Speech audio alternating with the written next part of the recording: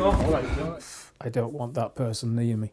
There was a guy I said earlier on, we weren't welcome. It was fascinating, absolutely fascinating. We forced that. We forced that. If we can't bring him back, who do we call?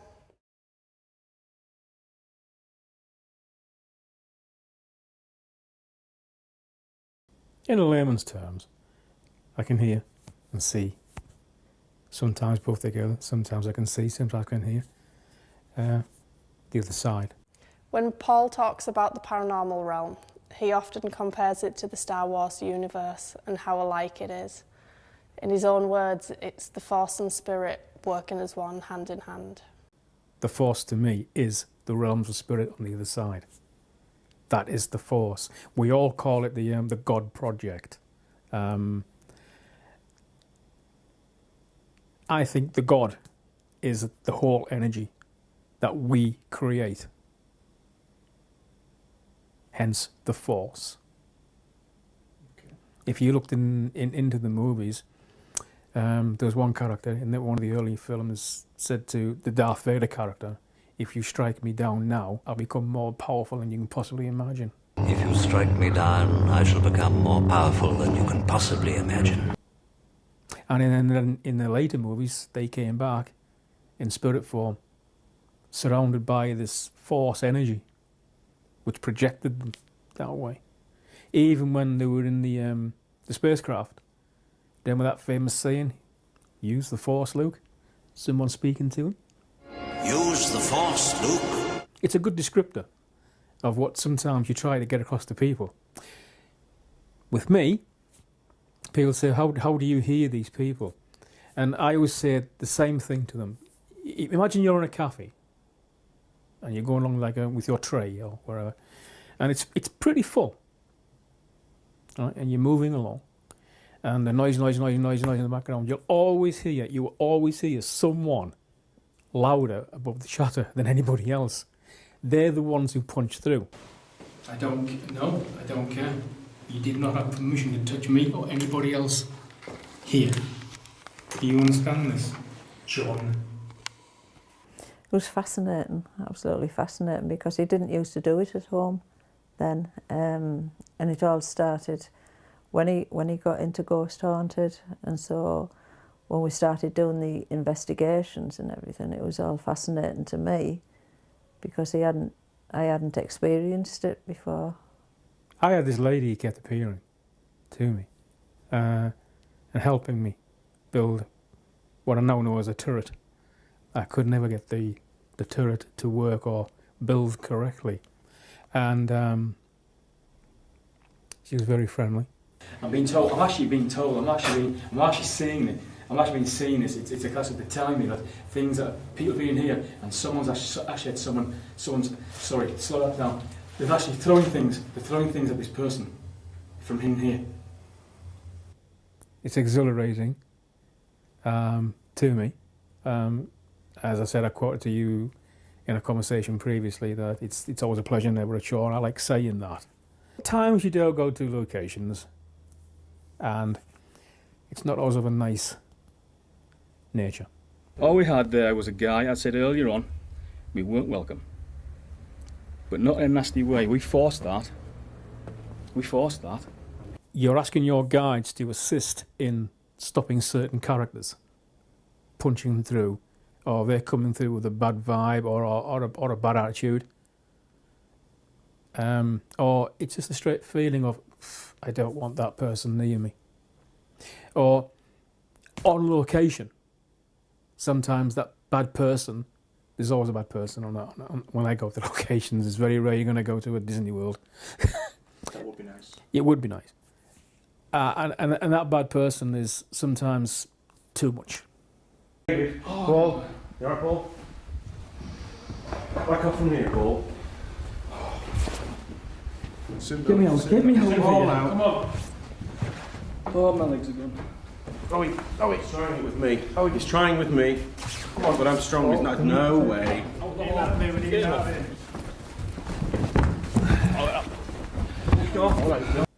They put these conditions on you, and sometimes it gets a bit unbearable.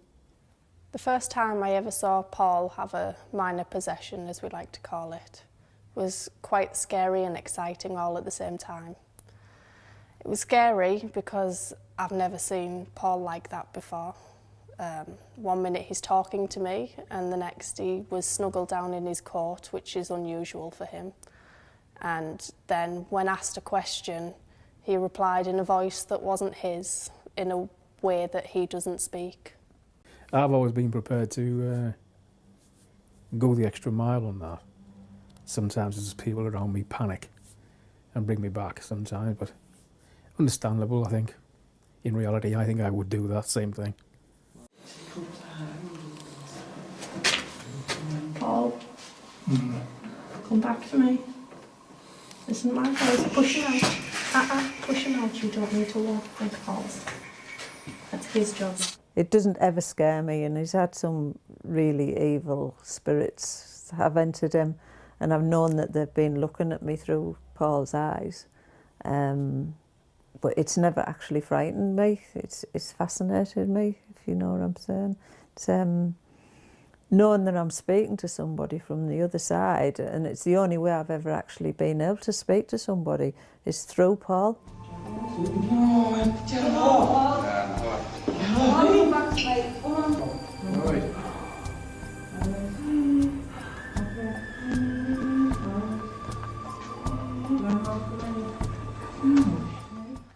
Paul has an uncanny ability to know where we're going before we go there. The only information we ever give him is that it's within a certain time frame of his house, say half an hour, and the date he has to be there. The best time I can remember him doing this was we were going to a place called Manhattan's. We'd only given him that information and he had come and had to speak to me, and he just kept telling me Fitzgerald's, Fitzgerald's, and it meant nothing at the time. When I spoke to the researcher, I found out that that was the previous name for Manhattan's. There was no way he could have known that. The most fascinating thing to me, and I know he keeps saying that he's going to stop doing it, is when he knows where he's going to go before anybody tells him. And I think the first time it ever happened was with the previous ghost haunted group. They told him it was in the northeast. This investigation was going to be in the northeast, and he was in the bath at the time. And I mean, they didn't say whether it was north of where we were, south of where, it was just in the northeast. And he come out with it and he said, right, that's it, it's the Dog and Gun at, is it Northallerton or somewhere like that? And that's where we're going, and one of the rooms he's got a piano in, and he gave me the names of the landlord and landlady, and I phoned Sue. She said, but how does he know? We haven't told him anything. And he did the same with Kayleigh. Now that fascinates me, and I get excited by that, and I have to, Paul just said this, and he's saying, but he seems to think that it'll spoil it. And he says he's going to stop doing it, but that totally gets me excited. One of the team's favourite places to go is the North East Aircraft Museum in Sunderland. It's got to be, without doubt, it's the past, it's the history of the place. I mean, it was there for such a long time during a difficult period. The ups and the downs and the way people got on with life. They made their own entertainment. They made this. They made that. It was just a different way of living. It's a different way. It's a living that. Would I want to live through it? Not in them times, no. But you've got to give respect to them people that did. And their characters were so loud because they had that courage. Had to have that courage. That keeps drawing me back there because the place itself, it tends to change, and it changes a lot when they change the place around. They move things a lot. As I've said to Keith many times, I wish you could just drag all this out of here and let's just walk across the area, because it's the area it's creating this.